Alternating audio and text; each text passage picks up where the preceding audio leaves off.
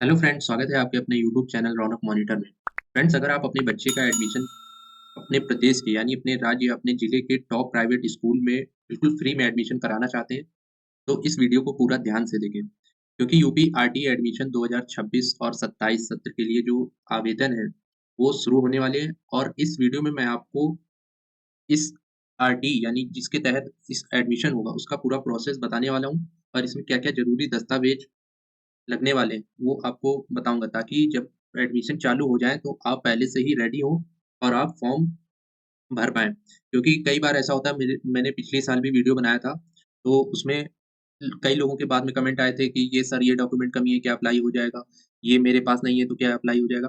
तो इस तरह से आप भी परेशान ना हों, तो इस वीडियो को पूरा ध्यान से देखें ताकि आप जो भी इसमें दस्तावेज लगेंगे वो आप पहले से ही रेडी कर सकें। तो इस वीडियो में मैं आपको पूरा इस आरटी के बारे में बताने वाला हूँ कि यूपी आरटी क्या है, जिसे बहुत लोग हो सकता है अभी भी ना जानते हों और कौन-कौन बच्चे एलिजिबल होंगे इस आरटी के तहत एडमिशन के लिए, कौन अप्लाई कर सकता है, क्या-क्या डॉक्यूमेंट्स ज़रूरी हैं, किस क्लास में एडमिशन होता है और जो इसमें फॉर्म शुरू होने से पहले क्या-क्या आपको डॉक्यूमेंट्स रेडी रखने हैं। तो दोस्तों, ये सारी चीज़ें मैं आपको स्टेप बाय स्टेप पूरा इस वीडियो में बताने वाला हूँ। उससे पहले अगर आप हमारे चैनल पर नए आए हैं तो चैनल को सब्सक्राइब ज़रूर कीजिए, ताकि जैसे ही फॉर्म लाइव होगा तो मैं आपको एक स्टेप बाय स्टेप पूरा फॉर्म भी भर के बताने वाला हूँ कि किस तरह से आपको बिना गलती के पूरा फॉर्म फिल करना है। उससे पहले सारी ज़रूरी बातें आपको ध्यान से सुननी है। दोस्तों, आरटी का मतलब राइट टू एजुकेशन एक्ट, शिक्षा का अधिकार कानून जिसे हम बोलते हैं। भारत सरकार और राज्य सरकार मिलकर इस कानून के तहत आर्थिक रूप से जो कमज़ोर परिवार के बच्चों को प्राइवेट स्कूल में फ्री एडमिशन दिलाती है। उत्तर प्रदेश में इसे जैसे यूपीआरटी अलग-अलग ये जो स्कीम है, ये हर एक राज्य में चलाई जाती है गवर्नमेंट की तरफ से और हर राज्य में एडमिशन का जो टाइम है, यानी जो प्रोसेस है, वो अलग-अलग हो सकता है। जैसे कि यूपी में पिछली कई बार मतलब आम तौर पे जो डेट है, वो दिसंबर में ही आती है फॉर्म फिल करने के लिए और इसमें 3 चरण में यूपी में एडमिशन होते हैं। पहले चरण में होते हैं, फिर दूसरा, फिर तीसरा। तो इस प्रकार से ये लगभग 2 महीने का प्रोसेस चलता है। इस योजना के तहत जो प्राइवेट स्कूलों में 25% सीटें हैं, वो आर्थिक रूप से जो कमज़ोर परिवार के बच्चों के लिए आरक्षित होती हैं और सबसे अच्छी बात है, बच्चे की जो पढ़ाई है वो पूरी तरह से फ्री होती है। मतलब आपका बच्चा एक बार एडमिशन हो गया आपके जो भी आप स्कूल में कराना चाहते हैं, तो वहाँ पे एडमिशन होने के बाद में आपका बच्चा पूरा फ्री पढ़ने वाला है उस स्कूल में। तो अब बात करते हैं किस क्लास में एडमिशन होता है। देखिए, ये उत्तर प्रदेश जो आरटी की ऑफ़िशियल वेबसाइट है, बेसिक शिक्षा विभाग उत्तर प्रदेश सरकार। तो यहीं से फॉर्म के लिए आपको आवेदन लिंक मिलेगा। जैसे अभी ये जो ऑनलाइन एप्लीकेशन पे जैसे ही मैं क्लिक करूँगा, आप खुद देख लीजिए, यहाँ पे क्या आ रहा है, process will be open shortly. मतलब कि ये अभी आवेदन के लिए शुरू होने ही वाला है। अब ये किस टाइम हो जाए, मतलब 1-2 दिन में भी शुरू हो सकता है या मतलब इस वीक में होना ही होना है। क्योंकि मैं किस लिए कह रहा हूँ ये होने वाला है, क्योंकि आप पिछला मैं आपको दिखा दूँ, अगर मैं अभी पिछला आपको दिखाऊँ, तो पिछली बार जब ये फॉर्म चालू हुए थे, तो उसमें अभी मैं दिखाता हूँ आपको एडमिशन शेड्यूल में। यहाँ पे आप देखिए 1 दिसंबर को प्रथम चरण जो है आवेदन करने की तिथि आप यहाँ पे देखिए 1 दिसंबर 2024, 19 दिसंबर 2024।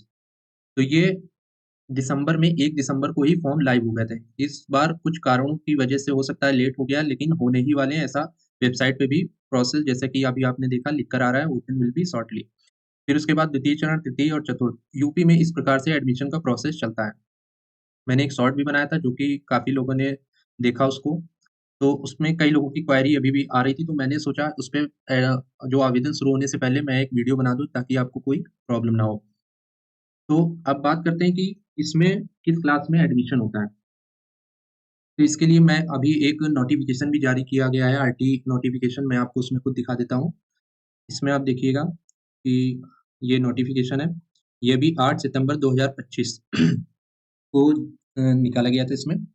इसमें जैसे ही आप देखिए मैं ज़ूम कर देता हूँ, नर्सरी, तो अगर आपका बच्चा 3 साल या उससे ज़्यादा लेकिन 4 साल से कम है अभी, 4 साल से कम एज है और 3 साल से ज़्यादा है, तो आप अपने बच्चे का जो एडमिशन है वो नर्सरी में करा सकते हैं।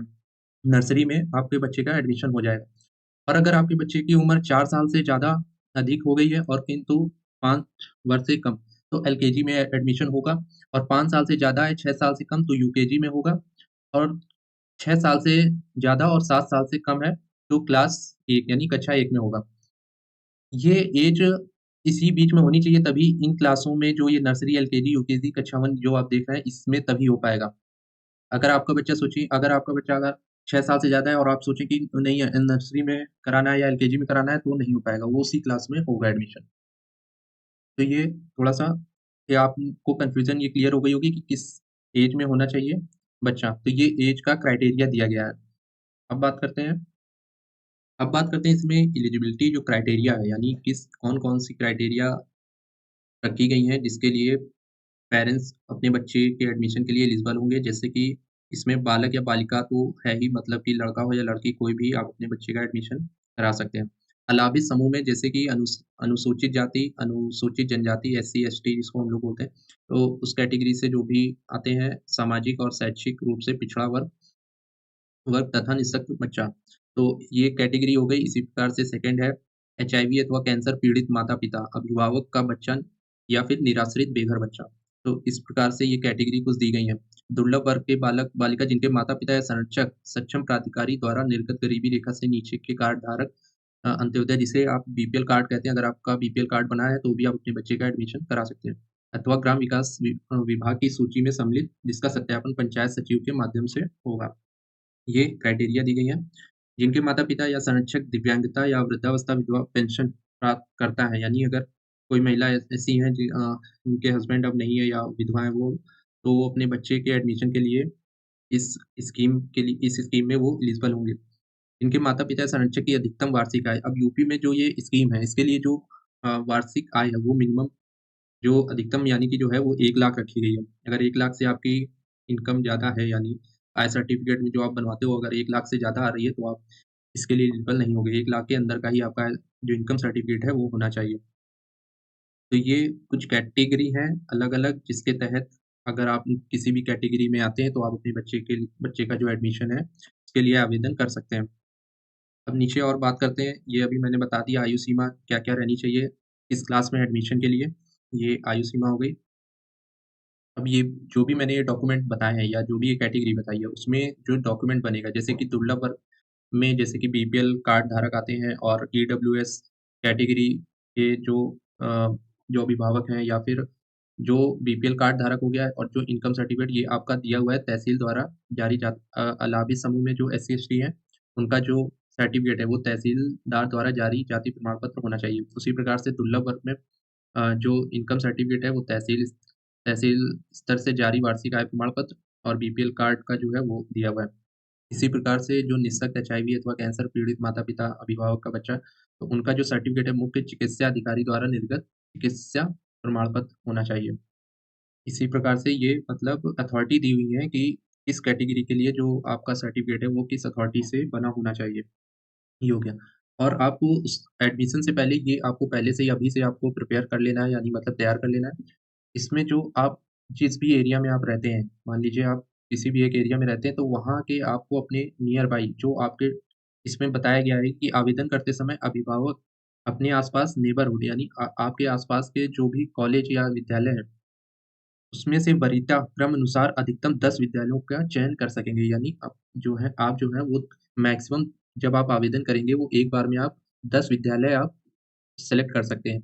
उसमें से फिर जो है वो आपको क्या है, मतलब कि उसमें से सिलेक्शन किया जाएगा, वो लॉटरी निकाली जाती है, उसके ऊपर है। उसमें से उत्तर प्रदेश निःशुल्क और अनिवार्य बाल शिक्षा का अधिकार नियमावली, ये मतलब दिया हुआ है। इसमें जो बताया गया, आपको 10 विद्यालयों की लिस्ट अभी से आपको बना लेनी है। आप देख लीजिए जो भी आपके नियर बाय जो टॉप के स्कूल हैं या विद्यालय हैं, उसकी आप लिस्ट बना लीजिए और प्रेफ़रेंस दे दीजिए कि पहले प्रेफ़रेंस में कौन-सा आपको विद्यालय रखना है। तो उस प्रकार से जब आप आवेदन करेंगे, वहाँ पे आपको सेलेक्ट करना होगा। तो जब आवंटन होगा, तो उसी जो प्रेफ़रेंस में लॉटरी के अकॉर्डिंग आपको वो कॉलेज या विद्यालय आपको दिए जाएँगे, आपके बच्चे के एडमिशन के लिए। अब बात करते हैं नीचे, और इसमें कुछ ज़रूरी चीज़ें बताई गई थी, वो भी आपको जैसे कि बता दूँ। इसमें जो आपके बच्चे का अगर अभी आपने बर्थ सर्टिफ़िकेट नहीं बनवाया हुआ है, तो वो आपको अभी से आप अप्लाई कर दीजिए, अगर अभी नहीं बना हुआ है। क्योंकि बर्थ सर्टिफ़िकेट आपका लगेगा एडमिशन के समय, तो अभी से आप बनवा लीजिए। और बर्थ सर्टिफ़िकेट हो गया, आधार कार्ड अगर नहीं बना है, आधार कार्ड आप बनवा लीजिए। आधार कार्ड भी आपके बच्चे का लगेगा, और आपका भी लगेगा। अब एक चीज़ मैं आपको यहाँ पे क्लियर कर दूँ, जो डॉक्यूमेंट्स हैं वो किस-किस के लगेंगे। आपके बच्चे का सिर्फ़ और सिर्फ़ बर्थ सर्टिफ़िकेट और आधार कार्ड, ये 2 चीज़ें केवल आपके बच्चे की लगेगी और एक फ़ोटो। बाकी सारे आपके जो डॉक्यूमेंट लगेंगे वो सारे आपके लगेंगे, माता या पिता के। जैसे कि उसमें निवास प्रमाण पत्र हो गया, वो माता-पिता का लगेगा और उसी प्रकार से जो इनकम सर्टिफ़िकेट है वो भी माता या पिता का लगेगा और ईडब्ल्यूएस जो कैटेगरी है वो भी आपकी लगेगी। आपके बच्चे का नहीं लगेगा, आपकी आप मतलब पेरेंट्स का लगेगा और फ़ोटो लगेगी, बैंक अकाउंट एक लगेगा। ये सारे डॉक्यूमेंट्स सब आपके ही लगेंगे और जो डोमिसाइल सर्टिफ़िकेट है, ये सबसे ज़रूरी है, आपका जो डोमिसाइल वहाँ का बना होना चाहिए, मतलब निवास प्रमाण पत्र। तो ये मैं साइड में एक लगा दूँगा, वहाँ से आप उसको नोट कर लीजिएगा स्क्रीन पे। मैं एक मतलब ये सारे डॉक्यूमेंट्स की लिस्ट साइड में स्क्रीन में आपको शो कर दूँगा, तो उसको आप देख लीजिए और सब जो-जो चीज़ें हैं, वो जो भी आपकी उसमें से कोई भी कमी है, उसको अभी से आप उसको रेडी कर लीजिए। एक और ज़रूरी जो कन्फ्यूज़न है लोगों में जो क्वेरी मुझे आई है, वो जैसे कि कई पेरेंट्स पूछते हैं कि बच्चे का जब एडमिशन हो जाएगा, तो क्या सारी चीज़ें जो फ़ीस वगैरह स्कूल में जब एडमिशन होगा, तो बुक्स और ड्रेस वगैरह ये सारी फ्री होंगी या फिर उनको परचेज़ करना पड़ेगा? तो ये आपको देखिए जो गवर्नमेंट ने भी इसमें नोटिफ़िकेशन में दिया हुआ है, आपको जो फ़ीस है वो तो आपकी पूरी फ्री रहेगी, लेकिन आपको बुक्स और ड्रेस ये आपको खरीदना पड़ सकता है। लेकिन उसके लिए आपको सालाना आपके जो गवर्नमेंट है, वो आपके अकाउंट में ₹5400 नहीं, ये हाँ, ₹5400 तक का जो शुल्क है, वो आपके अकाउंट में भेजेगी। 5400 तो ये फ़ीस है, ये नहीं, 5000 नीचे आप ये देखिए, मैं ये नोटिफ़िकेशन ज़ूम कर दे रहा हूँ। निःशुल्क और अनिवार्य बाल शिक्षा अधिकार नियम 2009 के अंतर्गत गैर साहित्यिक मान्यता प्राप्त निजी विद्यालयों में अध्ययनरत बच्चों को पाठ्य पुस्तकों, अभ्यास पुस्तिकाओं और एवं यूनिफ़ॉर्म क्रय आदि हेतु राज्य सरकार द्वारा अपने स्रोतों से प्रति बच्चा 5000 प्रति वर्ष की वित्तीय सहायता प्रदान करेगी। तो कुल मिला के जो आपका ड्रेस और पुस्तक के लिए जो आप अपने बच्चे के लिए परचेज़ करेंगे, वो प्रतिवर्ष गवर्नमेंट आपके अकाउंट में उसके लिए पैसा दे। तो फ्रेंड्स, एक बार फिर से मैं जो डॉक्यूमेंट्स की लिस्ट है, वो एक बार मैं स्क्रीन में साइड में लगा दे रहा हूँ, तो आप देख लीजिए, इसको नोट कर लीजिए और जो भी डॉक्यूमेंट्स कम हैं आपके पास, वो अभी आप उसको अप्लाई कर दीजिए, ताकि आप पहले ही चरण में आप जो अपना फॉर्म है, वो अप्लाई कर सकें। इसमें बच्चे का जो बर्थ सर्टिफ़िकेट है और आधार कार्ड है, ये होना चाहिए। उसके बाद में जो आपका डोमिसाइल सर्टिफ़िकेट है, ये होना चाहिए और आपका जो इनकम सर्टिफ़िकेट है, वो आपका लेटेस्ट होना चाहिए, मतलब पुराना नहीं होना चाहिए।